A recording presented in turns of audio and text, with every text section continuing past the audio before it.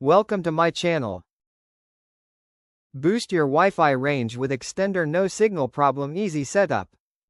1. Plug in the extender. Plug the Wi-Fi extender into a power outlet near your main Wi-Fi router.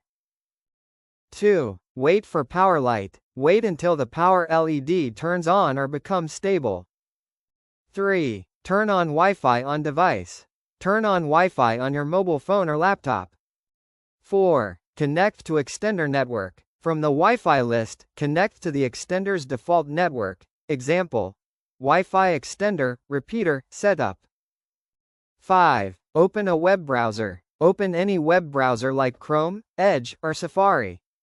6. Enter setup address. Type one of these addresses in the browser and press enter. 192.168.0.1 or 192.168.10.1 or AP. Setup. 7. Log in to extender. Enter the default login details. Username: admin. Password: admin. 8. Select main Wi-Fi network. Choose your main Wi-Fi network from the list and enter its password. 9. Save and wait. Click Save, apply and wait 1 to 2 minutes for the extender to reboot. 10. Place extender properly. Move the extender to a location halfway between the router and the weak signal area. Thanks for watching.